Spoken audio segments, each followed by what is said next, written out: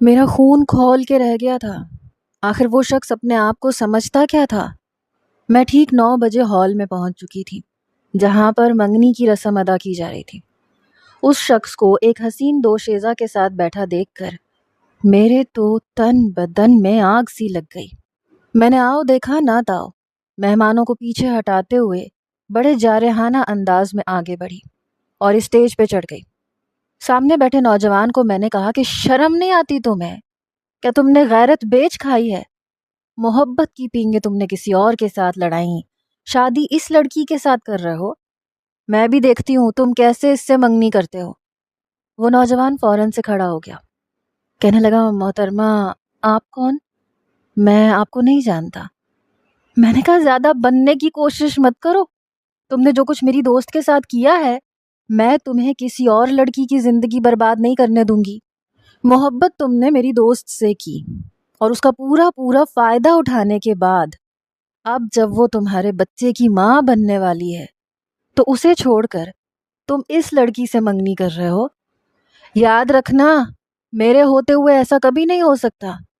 میں کسی بھی دوسری لڑکی کو تمہارے دھوکے میں نہیں آنے دوں گی، کیونکہ تم مرد ذات صرف ہوس کے پجاری ہوتے ہو۔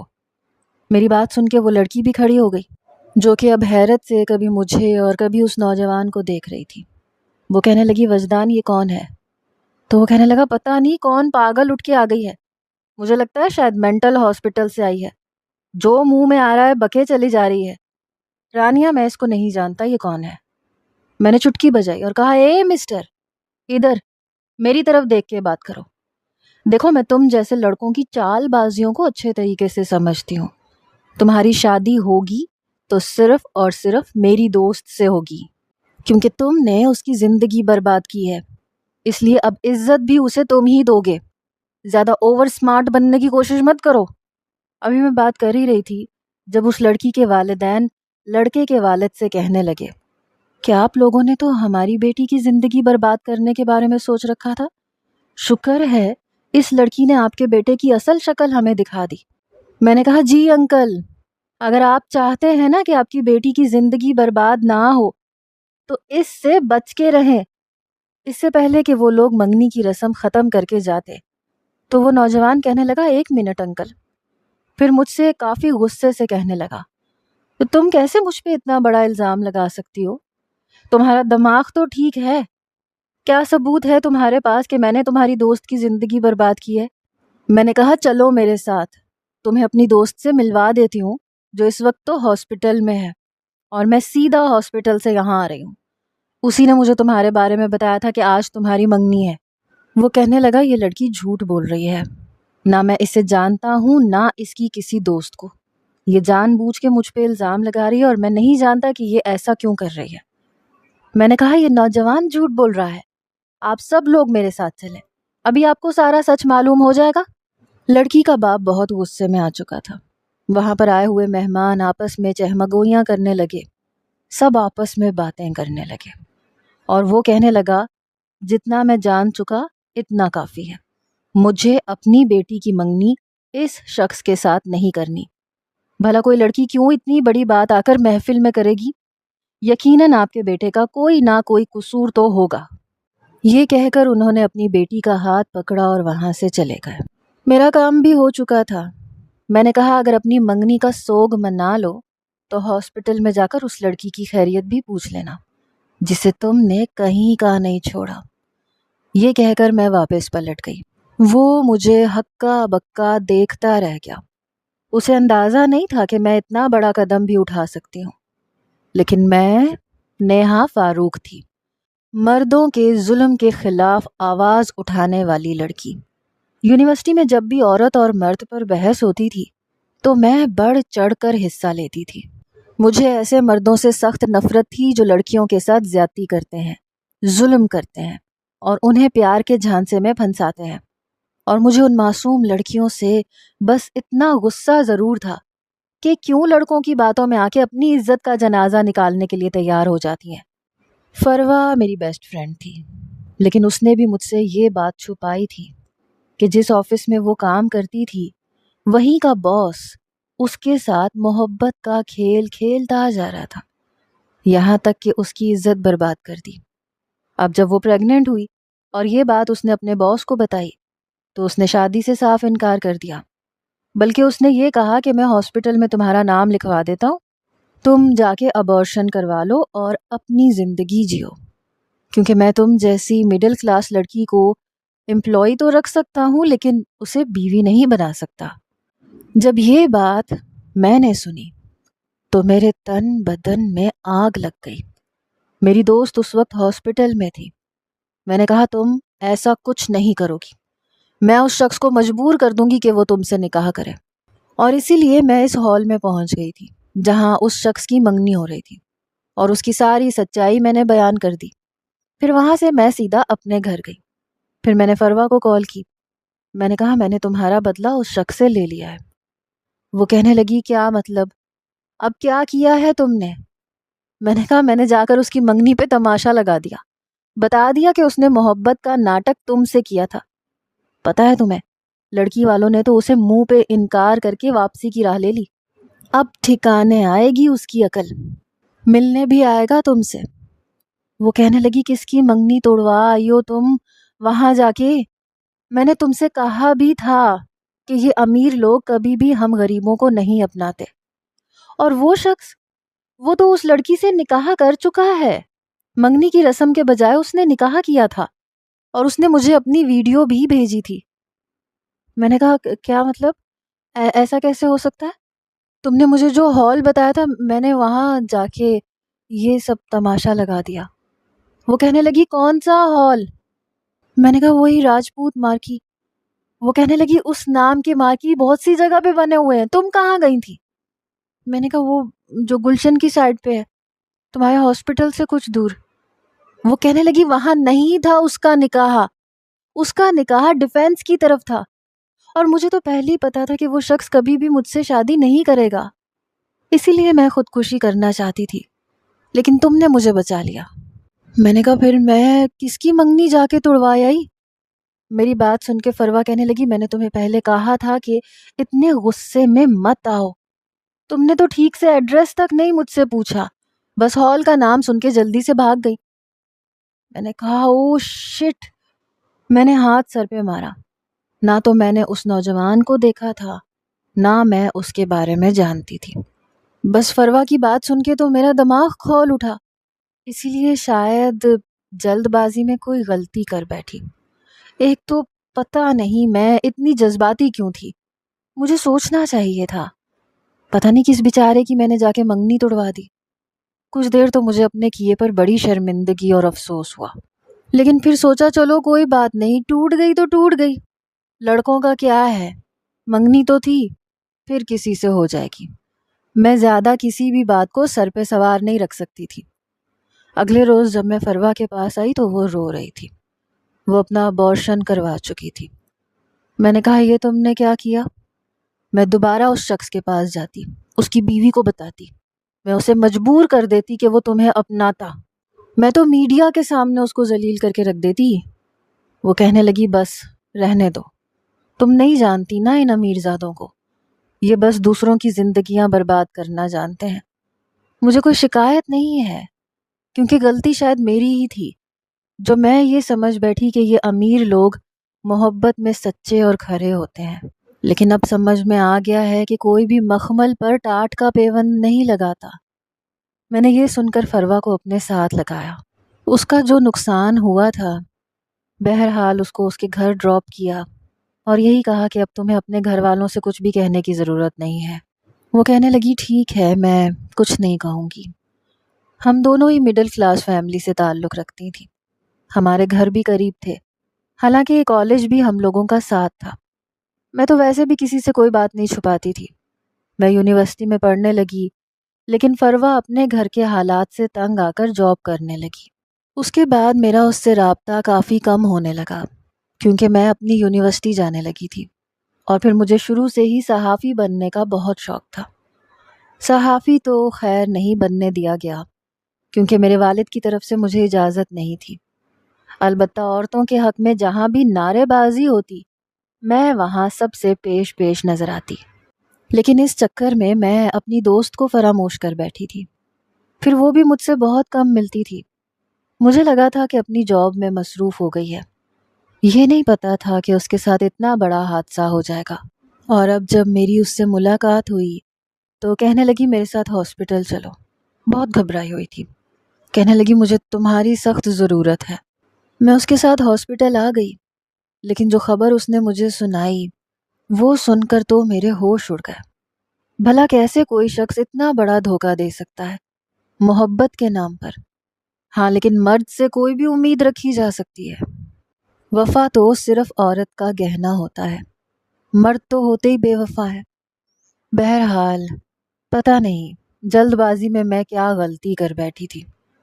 انہی دنوں ہماری یونیورسٹی میں ایک لڑکی کے ساتھ ریپ کیا گیا تھا، اور ریپ کرنے کے بعد اسے جان سے مار دیا گیا تھا۔ اس واقعے کی جب خبر مجھے ملی تو میرے ہوش اڑ کے رہ گئے۔ یونیورسٹی کے لڑکوں نے ہی اس لڑکی کو دھوکے سے کمرے میں بلوایا، پھر اس کے منہ کو بند کر کے، اس کے ہاتھ پیچھے باندھ کے، اس کے ساتھ ریپ کر کے اسے جان سے مار ڈالا۔ سب سے زیادہ آواز میں نے اٹھائی تھی اور میڈیا میں ویڈیوز بنا بنا کر اس قصے کو اچھالنا چاہتی تھی۔ میں چاہتی تھی اس لڑکی کو انصاف ملے، آخر اس کے ساتھ زیادتی ہوئی تھی، اور وہ زیادتی کرنے والے ایسے دندناتے کیوں پھر رہے تھے؟ لیکن افسوس اس بات کا ہے کہ یہاں جو آواز اٹھاتا ہے سب سے پہلا پتھر اسی کو کھانا پڑتا ہے، اور یہی میرے ساتھ ہوا تھا۔ یونیورسٹی میں جب میں نے اس لڑکی کے حق میں آواز اٹھانا شروع کی تو ایک دم ہی بہت کچھ میرے ساتھ ہونا شروع ہو گیا۔ کہا جا رہا تھا کہ یہ لڑکی جھوٹی خبریں پھیلا رہی ہے، اس لڑکی نے خود ہی خودکشی کی تھی، اس کے ساتھ کسی قسم کا بھی کوئی ریپ نہیں کیا گیا تھا۔ لیکن جب میں نے یہ بات سوشل میڈیا پر کہنی شروع کی تو مجھ پر پتھراؤ کیا گیا۔ میرے ساتھ اور بھی بہت سی لڑکیاں موجود تھیں، لیکن سب سے زیادہ پتھر میرے ہی سر پر لگے تھے۔ فوراً سے وہاں پولیس پہنچ گئی، ہنگامہ آرائی شروع ہو گئی۔ میرے سر پہ بہت زور کی چوٹ آئی تھی، یہاں تک کہ میں ہوش کی دنیا سے ہی غافل ہو چکی تھی۔ جب مجھے ہوش آئی تو میں ہاسپٹل میں تھی اور میرے سر پہ پٹی بندھی ہوئی تھی، ہاتھ میں ڈرپ لگی ہوئی تھی۔ میری والدہ میرے فولڈنگ بیڈ کے برابر میں کرسی رکھے، ہاتھ میں تسبیح پکڑے، ساتھ ساتھ رو رہی تھیں، اور ساتھ ساتھ نہ جانے کیا پڑھ کے مجھ پر پھونک رہی تھیں۔ جب میری آنکھ کھلی تو مجھے کہنے لگی کمبخت، کیا ضرورت پڑی تھی تجھے مولا جٹ بننے کی؟ تو اکیلی کیا پورے پاکستان کے نظام کو سدھار دے گی؟ میں نے کہا اماں، میں نے حق کی بات کہنے کے لیے آواز اٹھائی تھی، اور آپ ہی تو کہتی ہیں کہ انسان کو سچ بولنا چاہیے، سچ کا ساتھ دینا چاہیے۔ تو وہ کہنے لگی میں نے اپنی باتیں واپس لیں۔ خدا کے لیے لڑکی، میں ہاتھ جوڑتی ہوں تیرے سامنے، بس کر دے میری ماں۔ میری ماں نے اپنے دونوں ہاتھ جوڑے، پھر بعد میں اپنے آنسو صاف کرنے لگی، پھر کہنے لگی شکر کر تیری جان بچ گئی۔ میں نے اٹھ کے بیٹھنے کی کوشش کی تو میرے ہوش اڑ کے رہ گئے، کیونکہ میرے پاؤں نہیں ہل رہے تھے، بہت شدید درد تھا۔ جب میں نے پاؤں کی طرف نظریں دوڑائیں تو پورا پاؤں آخر تک پلستر اور پٹیوں میں جکڑا ہوا تھا۔ میں نے کہا امی میرے پاؤں کو کیا ہوا؟ تو میری ماں کہنے لگی ہڈی ٹوٹ گئی تیرے پیر کی کمبخت، اب لنگڑا لنگڑا کے کر تقریریں، اب جھنڈا اٹھانا حق کی خاطر۔ توبہ، میں تو یہ سوچ رہی ہوں کچھ دنوں میں تیرے لیے رشتہ آنے والا تھا، کیا کہہ کے ٹالوں گی کہ میری لڑکی 1 مہینے کے لیے لنگڑی ہو گئی ہے، خدارا 1 مہینے بعد تشریف لائیے گا۔ تم نے تو میری زندگی اجیرن بنا دی ہے۔ مجھے پتا ہوتا کہ تم صحافت اس لیے پڑھنا چاہتی ہو تو میں تو تمہیں گھر بٹھا دیتی، بلکہ اب تک تمہاری شادی کر کے تجھے دفع کر دیتی۔ میں نے کہا اچھا چھوڑے نا رشتے کو، یہ بتائیں ابا کہاں ہیں؟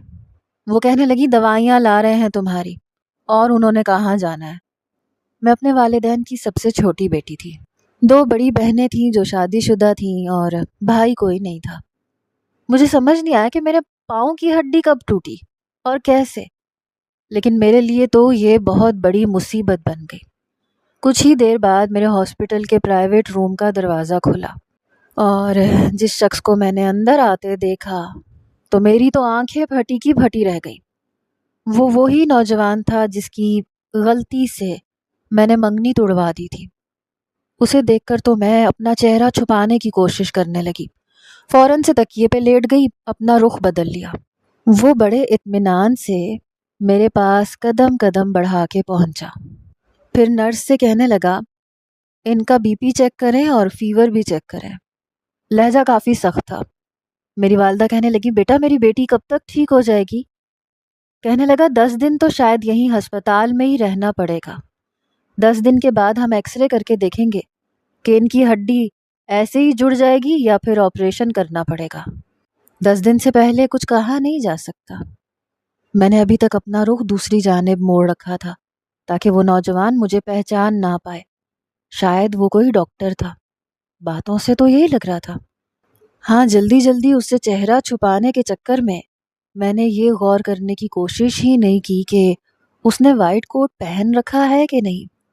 پھر وہ میرے قریب آیا، میری ڈرپ چیک کرنے لگا، پھر میرے والدین سے کہنے لگا دیکھیں ملاقات کا وقت ختم ہو گیا ہے، اس لیے میری آپ سے گزارش ہے کہ آپ گھر جائیں اور جا کے آرام کریں، صبح سے آپ دونوں پریشان ہیں۔ میری والدہ کہنے لگی بیٹا میں یہیں رک جاؤں گی اپنی بیٹی کے پاس۔ تو وہ کہنے لگا دیکھیں ہمارا اسٹاف بہت اچھا ہے اور آپ کو یہاں رکنے کی اجازت نہیں دی جائے گی، آپ کی بیٹی کا پورا خیال رکھا جائے گا، آپ جائیے، اگر کوئی بھی مسئلہ ہوا تو میں آپ کو کال کر کے بلا لوں گا، لیکن یہاں کے رولز ایسے ہیں کہ ہم کسی کو بھی یہاں رکنے نہیں دیتے۔ اس سے پہلے کہ میری والدہ وہاں سے باہر جاتی میں نے ان کا ہاتھ پکڑ لیا۔ میں نے کہا امی آپ یہیں رک جائیں۔ میرے والد کہنے لگے بیٹا تمہیں یہاں فکر کرنے کی ضرورت نہیں ہے، یہاں کا اسٹاف بہت اچھا ہے، تمہیں کوئی مشکل پیش نہیں آئے گی۔ میری والدہ کہنے لگی ہاں تم اب آرام کرو، میں صبح ہی صبح تمہارے لیے یخنی پلاؤ بنا کے لے آؤں گی، اور بھی کچھ کھانا ہے تو بتا دو۔ میں نے کہا نہیں کچھ نہیں۔ پھر میرے والد اور والدہ دونوں جا چکے تھے، میرا رخ دوسری جانب تھا۔ میں چاہ رہی تھی کہ یہ ڈاکٹر بھی جلدی سے باہر نکل جائے۔ وہ چپ چاپ میری ڈرپ چیک کر رہا تھا، پھر کہنے لگا ان کی بلڈ ٹیسٹ کی رپورٹس آئی ہیں کہ نہیں؟ نرس کہنے لگی نہیں سر صبح آئیں گی۔ تو وہ کہنے لگا اوکے ٹھیک ہے تم جاؤ۔ جب اس نے نرس کو بھی باہر بھیجا تو پھر میری جان نکلنی شروع ہوئی۔ جیسے ہی نرس باہر گئی اور کمرے کا دروازہ بند ہوا وہ میرے پاس ہی کھڑا تھا۔ اس کی نظروں کی تپش مجھے نروس کر رہی تھی۔ میں نے جھٹ سے آنکھیں بند کر لیں۔ وہ کہنے لگا ذرا اپنا چہرہ ادھر کرنا۔ اس کی بات نے تو میرا دل کسی بے لگام گھوڑے کی طرح سے دوڑایا تھا۔ میں نے کہا مجھے چکر آ رہے ہیں، نیند آ رہی ہے، شاید نیند کے انجیکشن کا اثر ہو رہا ہے۔ وہ کہنے لگا میں نے ایسا کوئی انجیکشن نہیں لگایا کہ تمہیں نیند آنے لگے، ذرا اپنا فیس ادھر کرو۔ اس بار اس کا لہجہ کافی کڑک تھا۔ میں نے ڈرتے ڈرتے آنکھیں کھولیں اور گھبراتے گھبراتے اپنا رخ اس کی طرف کیا۔ جیسے ہی میری نظر اس کی طرف پڑی تو وہ ہاتھ باندھے مجھے بڑے غصے سے دیکھ رہا تھا۔ اس نے وائٹ کوٹ پہن رکھا تھا، اسٹیتھوسکوپ گلے میں لٹکایا ہوا تھا۔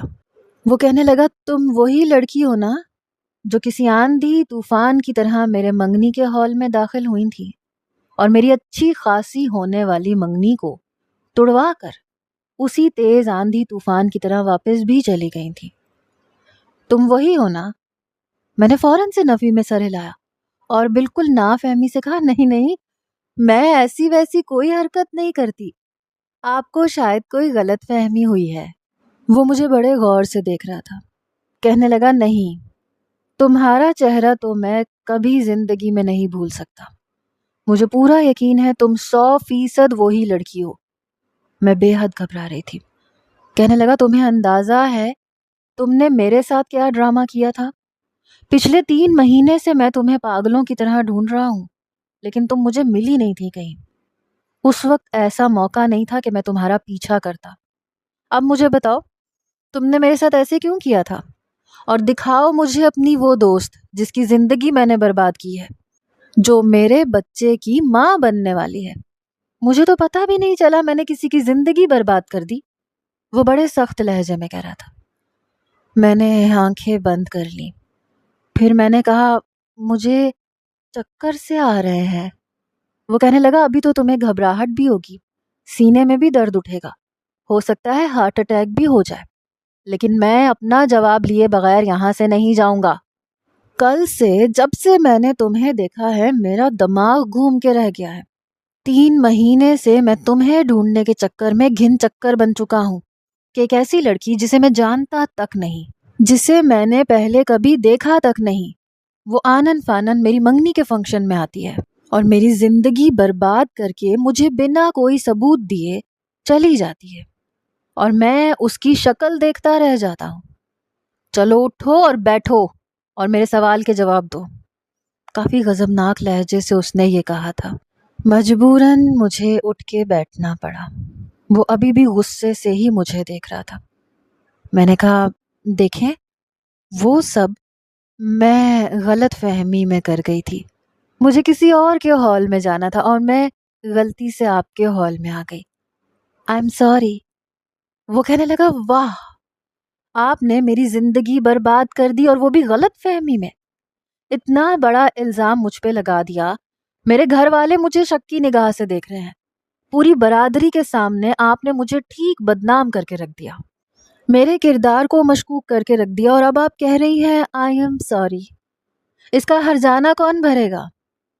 میں نے کہا، دیکھیں، بات ہی کچھ ایسی تھی۔ اس شخص نے میری بیسٹ فرینڈ کی زندگی برباد کر دی تھی۔ وہ اس کا باس تھا، اس کے آفس میں کام کرتی تھی وہ، اور اس کے باس نے اس کے ساتھ محبت کے جھوٹے وعدے کیے اور اس کی زندگی برباد کر دی۔ اب خود بتائے، مجھے غصہ نہیں آتا تو کیا ہوتا؟ بس مجھ سے ہال کے چکر میں غلطی ہو گئی۔ وہ کہنے لگا، آپ کی اس غلطی نے مجھے بد کردار بنا کر میری فیملی کے سامنے کھڑا کر دیا۔ آپ کو اس بات کا اندازہ ہے؟ میں نے کہا، لگتا ہے یقیناً آپ نے مجھے خوب بد دعائیں دی ہیں، تبھی دیکھے میرے پاؤں میں فریکچر ہو گیا، اور آپ کو پتہ ہے چند دن بعد میرا رشتہ آنے والا تھا، اب سمجھے وہ بھی کینسل ہو گیا۔ میری وجہ سے آپ کا رشتہ ٹوٹا اور آپ کی بد دعا کی وجہ سے میرا رشتہ ٹوٹ جائے گا، تو دیکھیں حساب تو برابر ہو گیا نا، میں نے جان چھڑانے والے انداز میں کہا۔ وہ کہنے لگا، ایسے کیسے برابر ہو گیا؟ حساب تو میں برابر کروں گا، کیونکہ آپ نے مجھ پر جھوٹا الزام لگایا ہے، جس کی وجہ سے پوری برادری مجھے شک بھری نظروں سے دیکھ رہی ہے۔ کوئی مجھے اپنی بیٹی دینے کو تیار نہیں۔ اب میں اس کی بات کا بھلا کیا جواب دے سکتی تھی؟ میں نے کہا، دیکھیں، میں آپ کے گھر والوں کے سامنے معذرت کر لیتی ہوں۔ وہ کہنے لگا، اس سے کیا ہوگا؟ میرے والدین کہیں گے کہ میں نے تمہیں ڈرایا دھمکایا ہے۔ بہرحال تم نے میرے ساتھ اچھا نہیں کیا۔ یہ کہنے کے بعد وہ کمرے سے باہر چلا گیا۔ میں نے سکون سے گہرا سانس لیا۔ میں نے کہا، شکر ہے بلا ٹلی، لیکن وہ بلا تو جیسے میری جان کو آ گئی تھی۔ اگلے روز صبح وہ ڈاکٹر پھر سے میرے کمرے میں موجود تھا۔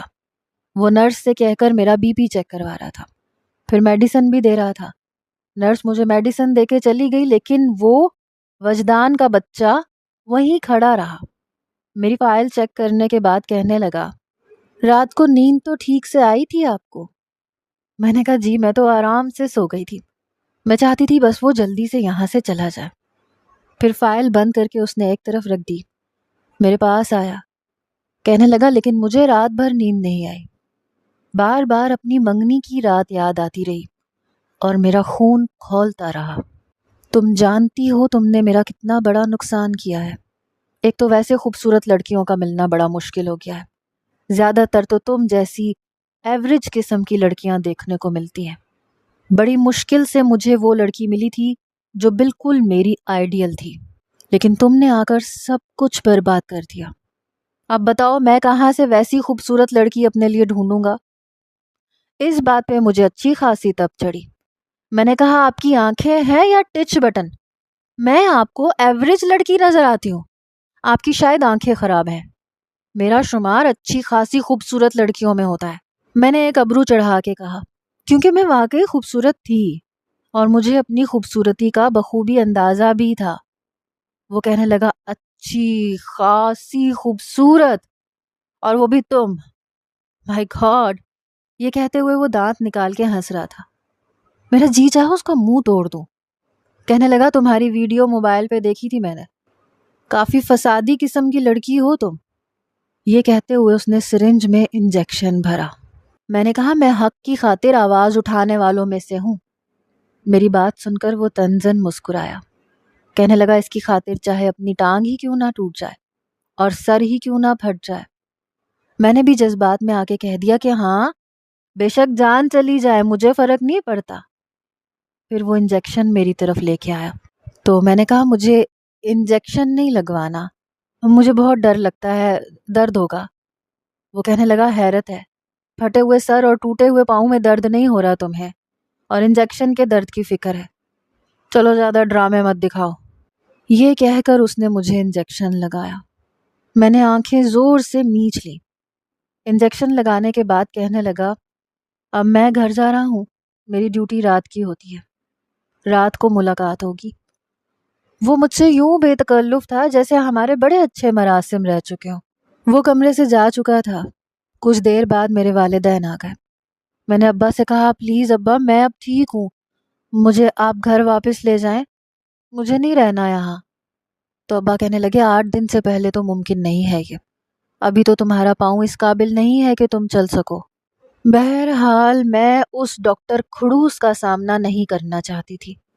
پتہ نہیں اس کی نظروں میں ایسا کیا تھا کہ میں ایک بااعتماد لڑکی ہوتے ہوئے بھی اس سے گھبرانے لگی تھی۔ جیسے ہی رات ہوئی میری والدہ مجھے کھانا کھلا کر واپس چلی گئی اور میں جلدی سے سوتی بن گئی۔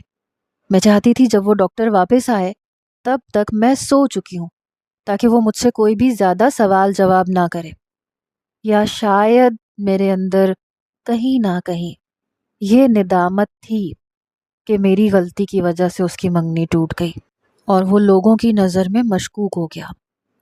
جیسے ہی کمرے کے دروازے پہ دستک ہوئی تو میں نے آنکھیں بند کر لی۔ اب اندر آنے والا ڈاکٹر وجدان ہی تھا، اس کے ساتھ شاید نرس موجود تھی۔ مجھے دیکھ کے کہنے لگا آپ سونے کا ڈرامہ نہ کریں کیونکہ مجھے پتا ہے آپ جاگ رہی ہیں۔ پھر نرس سے کہنے لگا آپ اس کی ڈرپ چینج کر دیں اور جو میڈیسن میں لکھ کے دے رہا ہوں اسی کی ڈرپ لگا دیں۔ وہ کہنے لگی میں ابھی وارڈ بوائے سے سامان منگواتی ہوں۔ یہ کہہ کر وہ نرس باہر چلی گئی۔ میں نے آنکھیں کھولیں تو وہ مجھے دیکھ کر مسکرانے لگا، پھر کہنے لگا کیسا محسوس ہو رہا ہے آپ کو؟ میں نے کہا میں ٹھیک ہوں، اب آپ ایسا کریں مجھے ہاسپٹل سے چھٹی دے دیں۔ کہنے لگا میں نے اس معاملے میں آپ سے نہیں پوچھا کہ آپ کو کیسا محسوس ہو رہا ہے، میں یہ کہہ رہا تھا کہ آپ کی چوری پکڑی گئی تو آپ کو اس حوالے سے کیسا محسوس ہو رہا ہے۔ پھر وہ میرے بیڈ کے پاس رکھی کرسی پہ بیٹھ گیا۔ کہنے لگا میں سوچ رہا ہوں کہ لڑکی تم بھی خوبصورت ہو اور تمہاری وجہ سے میرا بہت بڑا نقصان ہو گیا، اس لیے میں سوچ رہا ہوں کہ شادی تم سے کر لوں۔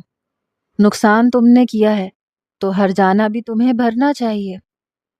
یہ سن کر تو میرا اوپر کا میٹر ایک دم شارٹ ہو گیا۔ میں نے کہا آپ نے یہ سوچ بھی کیسے لیا؟ آپ مجھے ایسی ویسی لڑکی سمجھتے ہیں؟ میں نے غلطی کی تھی اور اس کی معافی مانگ لی ہے۔ دیکھیں میں یہ اجازت ہر کسی کو نہیں دیتی کہ وہ یوں منہ اٹھا کے میرے بارے میں شادی کی باتیں کرے۔ میری بات پہ کہنے لگا نہیں، آپ مجھے واقعی اچھی لگی ہیں، آپ کہیں تو میں اپنے والدین سے بات کر لیتا ہوں۔ میں نے کہا جی نہیں، کیونکہ مجھے آپ بالکل بھی اچھے نہیں لگے۔ میں نے صاف منہ پہ انکار کر دیا۔ مجھے یوں لگا جیسے اس کا چہرہ بجھ سا گیا ہو۔ میں نے کہا پلیز آپ یہاں سے جا سکتے ہیں، میں سونا چاہتی ہوں اور جلد از جلد میری اس ہاسپٹل سے جان چھڑوائیں، میں گھر پہ رہ کے بھی احتیاط کر سکتی ہوں۔ یہ سن کر اس نے کہا ٹھیک ہے میں کوشش کرتا ہوں۔ بڑے بجھے دل کے ساتھ وہ میرے کمرے سے باہر جا چکا تھا۔ میں دوبارہ سے آنکھیں بند کر کے لیٹ گئی۔ نرس آئی، مجھے دوسری ڈرپ لگا کے چلی گئی، لیکن آدھی رات کو جیسے ہی دروازہ کھلا اور میری آنکھ کھلی تو مجھے لگا کہ ڈاکٹر وجدان ہی ہوگا۔ میں نے آنکھیں فوراً سے بند کر لیں۔ پھر قدموں کی چاپ آہستہ آہستہ میرے قریب آئی۔ میرا دل بڑی زور زور سے دھڑک رہا تھا۔ میں یوں ظاہر کر رہی تھی کہ جیسے سو چکی ہوں، لیکن میں یہ نہیں جانتی تھی کہ جو کچھ میرے ساتھ اس کے بعد ہونے والا تھا وہ تو میں سوچ بھی نہیں سکتی تھی۔ اچانک سے کسی نے میرے منہ پہ ہاتھ رکھا۔ میں نے جھٹ سے آنکھیں کھولی تو میری جان نکل گئی، کیونکہ آگے میرے کمرے میں آنے والے کوئی نقاب پوش تھے، جن میں سے ایک نے میرے منہ پہ ہاتھ رکھا، دوسرے کے ہاتھ میں پسٹل تھی۔ جس شخص کے ہاتھ میں پسٹل تھی اس نے اپنی جیب سے رومال نکال کے دیا، کہنے لگا اس کا منہ باندھو۔ میں تو کچھ بول ہی نہیں پائی۔ تب تک وہ میرے منہ پہ رومال باندھ دیا گیا، میرے ہاتھوں کو ڈرپ سے آزاد کر کے اسے میری فولڈنگ بیڈ کے لوہے کے کناروں سے باندھ دیا گیا۔ مجھے سمجھ نہیں آ رہا تھا کہ یہ نقاب پوش کون ہے اور میرے ساتھ یہ سب کچھ کیا کر رہے ہیں۔ ان میں سے ایک نوجوان کہنے لگا، بہت شوق تھا تمہیں اس لڑکی کے حق میں آواز اٹھانے کا، تمہارا ہم اسی ہاسپٹل کے اسی کمرے میں وہ حشر کریں گے کہ تم یاد کرو گی۔ یہ سن کر تو جیسے میری جان نکلی۔ ان میں سے ایک شخص نے میرے جبڑے اپنے ہاتھ میں لیے اور زور سے دبائے۔ میرے منہ پر پٹی نہ بندھی ہوتی تو ایک دل خراش چیخ میرے منہ سے ضرور برآمد ہوتی۔ اور پھر دوسرے نے ہاسپٹل کا گاؤن جو کہ میں نے پہن رکھا تھا اسے اتارنے کی کوشش کرنے لگا۔ میرے دونوں ہاتھ بندھے ہوئے تھے، منہ بھی بندھا ہوا تھا، ایک پاؤں میں فریکچر تھا، لیکن دوسرے پاؤں سے میں اپنا بچاؤ کر رہی تھی۔ میں نے اپنا گھٹنا اس شخص کے پیٹ میں زور سے مارا۔ میں چاہ رہی تھی کہ کسی نہ کسی طرح میرے منہ سے وہ پٹی کھل جائے۔ جیسے ہی گھٹنا اس کے پیٹ میں لگا وہ مجھے مغلیات بکنے لگا، کہنے لگا، کمینی تجھے چھوڑوں گا نہیں۔ پھر وہ شخص میرے قریب آ گیا۔ میں رونے لگی۔ مجھے اندازہ نہیں تھا کہ ہاسپٹل کے ایک کمرے میں میرے ساتھ ایسا گھنونا کھیل بھی کوئی کھیل سکتا ہے۔ اس شخص نے جیسے ہی میرا گاؤن اتارنا چاہا تو اسی وقت دروازے پر بہت زور کی دستک ہوئی۔ وہ دونوں گھبرا گئے۔ باہر ڈاکٹر وجدان کی آواز تھی۔ وہ کہہ رہے تھے کہ جو کوئی بھی ہے دروازہ کھولے ورنہ ہم تم لوگوں کو چھوڑیں گے نہیں۔ اس کے علاوہ دوسرے اسٹاف ممبرز کی بھی آوازیں آ رہی تھیں۔ ایسے لگ رہا تھا جیسے دروازے کے باہر بہت سے لوگ ہیں اور دروازے کو توڑنے کی کوشش کر رہے ہیں۔ میں نے دل ہی دل میں شکر ادا کیا۔ پھر فوراً وہ دونوں نوجوان کھڑکی کے راستے بھاگ گئے۔ جیسے ہی دروازہ کھلا تو ڈاکٹر وجدان بے حد پریشان تھا۔ مجھے دیکھتے انہوں نے فوراً میرے منہ کی پٹی کھولی۔ میں روئے جا رہی تھی۔ پھر میرے ہاتھ کو پکڑ کے کہنے لگے، تم فکر نہ کرو، یہ دونوں نوجوان پکڑے جائیں گے۔ وہ تو شکر ہے میں نے کیمرے میں دیکھ لیا تھا۔ میں اٹھ کے بیٹھ گئی۔ نرس میرے پاس آ گئی، کہنے لگی، آپ فکر نہ کریں، وہ دونوں پکڑے گئے ہیں اور پولیس پہنچنے والی ہے۔ ہمارے گارڈز نے ان دونوں کو پکڑ کے ایک کمرے میں بند کر دیا ہے۔ اللہ نے آپ کی عزت بچا لی۔ اگر ڈاکٹر وجدان اس وقت کیمرے کی فوٹیج نہ دیکھتے تو… یہ کہہ کے نرس چپ ہو گئی اور مجھے اپنے آپ میں شرمندگی محسوس ہو رہی تھی۔ ڈاکٹر وجدان جا چکا تھا، اب صرف وہ نرس میرے پاس بیٹھ کر مجھے تسلیاں دے رہی تھی۔ آدھے گھنٹے بعد ڈاکٹر واپس آیا اور ایک گہری سانس لی، پھر کہنے لگا، پولیس ان دونوں کو لے گئی ہے۔ یہ وہی نوجوان تھے جنہوں نے یونیورسٹی میں اس لڑکی کی عزت کو برباد کیا تھا۔ تم نے میڈیا میں اس بات کو بہت اچھالا تھا، اس لیے وہ تم سے بدلہ لینے آئے تھے، لیکن فکر نہ کرو، تم اب سیف ہو۔ پھر کہنے لگا، میں کل تمہیں ہاسپٹل سے ڈسچارج کروا دوں گا، بس اپنی کیئر کرنی ہے۔ مجھے اپنے اندر بہت شرمندگی محسوس ہو رہی تھی۔ اس سے پہلے کہ وہ کمرے سے باہر جاتے میں نے کہا، ڈاکٹر وجدان۔ میرے پکارنے پر وہ ایک دم پلٹا، پھر چلتے ہوئے واپس میرے پاس آیا۔ کہنے لگے، جی کہیے۔ میں نے کہا، آئی ایم سوری۔ وہ کہنے لگے، سو واٹ؟ مجھے تو لگا تھا کہ آپ شکریہ ادا کریں گی۔ نظر کا چشمہ اپنی انگلی سے ناک سے اوپر کرتے ہوئے انہوں نے آنکھیں جماتے ہوئے کہا۔ میں نے کہا، میں نے آپ کے ساتھ بہت بدتمیزی کی، میری وجہ سے آپ کا بہت نقصان بھی ہو گیا، آپ کا رشتہ بھی ٹوٹ گیا، آپ لوگوں کی نظر میں مشکوک بھی ہو گئے۔ تو وہ کہنے لگا، کوئی بات نہیں، میری قسمت میں جو لکھا تھا وہ ہو گیا۔ بہرحال مجھے خوشی ہے کہ آپ سیف ہیں۔ میں نے کہا، آپ میرے لیے رشتہ بھیج سکتے ہیں؟ میں انکار نہیں کروں گی۔ میری بات سن کے بڑی حیرت سے انہوں نے مجھے دیکھا اور میں نے نظریں چرا لی۔ کہنے لگے، میں نے آپ کی مدد کی ہے تو آپ احسان اتارنے کے لیے تو یہ بات نہیں کر رہی۔ میں نے کہا، نہیں، احسان کے لیے نہیں کہہ رہی، بس اس لیے کہہ رہی ہوں کہ جو شخص میری اتنی غلطیوں کے بعد بھی میرے لیے اتنا بڑا قدم اٹھا سکتا ہے وہ میرا محافظ بہت اچھے طریقے سے بن سکتا ہے۔ میری بات پر ایک دل افروز مسکراہٹ ان کے چہرے پر آئی تھی۔ کہنے لگے، ٹھیک ہے۔ اگلے ہی روز مجھے ڈسچارج کر دیا گیا۔ چند روز بعد میرا رشتہ بھی ڈاکٹر وجدان سے طے ہو گیا۔ 15 دن بعد میرا پاؤں کا پلستر بھی اتر چکا تھا، میں چلنے پھرنے بھی لگی تھی۔ 2 ماہ بعد جب میری شادی ڈاکٹر وجدان سے ہوئی تب تک میں ٹھیک ہو چکی تھی۔ میں دلہن بنی ڈاکٹر وجدان کے کمرے میں بیٹھی تھی۔ دل میں اسی شخص کی محبت لیے میں یہ سوچ رہی تھی کہ میں نے کبھی بھی یہ نہیں سوچا تھا کہ جس لڑکے کی منگنی میں تڑوانے جا رہی ہوں اس کی شادی مجھ سے ہو جائے گی۔ کیا شاید اسے ہی قسمت کا لکھا کہتے ہیں۔ کچھ دیر بعد ڈاکٹر وجدان کمرے میں آئے، مجھے مسکراتا ہوا دیکھ کے دروازہ بند کیا، پھر میرے پاس آ کر بیٹھ گئے۔ کہنے لگے مجھے اپنی قسمت پہ یقین نہیں آ رہا۔ جب تم نے انکار کیا تھا تو میرا دل بہت بری طرح ٹوٹ گیا تھا۔ میں تو سوچ رہا تھا کہ اب کیا کروں۔ برادری میں تم مجھے بدنام کر چکی تھی، خود بھی انکار کر دیا تھا، اور سچ پوچھو تو مجھے تم پہ تھوڑا تھوڑا غصہ بھی تھا، لیکن تمہاری ویڈیو فوٹیج دیکھ کر میری جان نکل گئی تھی۔ جب میں نے تمہارے کمرے میں دونوں نوجوانوں کو جاتے دیکھا اور تمہارے ہاتھ باندھتے دیکھا تو میری جان نکل گئی تھی۔ ہاسپٹل میں ہر کمرے میں کیمرے لگے ہوئے تھے، کیونکہ یہاں پر ہم پیشنٹ کے علاوہ کسی کو بھی رکنے نہیں دیتے، اس لیے ہماری ذمہ داری ہوتی ہے۔ پھر انہوں نے میرا ہاتھ پکڑ لیا، کہنے لگے بس ایک وعدہ چاہیے تم سے کہ ہر حالات میں میرا ساتھ دینا، کیونکہ میری ڈیوٹی ایک ڈاکٹر کی ڈیوٹی ہے جس میں دن رات کسی بھی وقت مجھے ہاسپٹل جانا پڑتا ہے۔ میں نے کہا میں آپ کا پورا پورا ساتھ دوں گی۔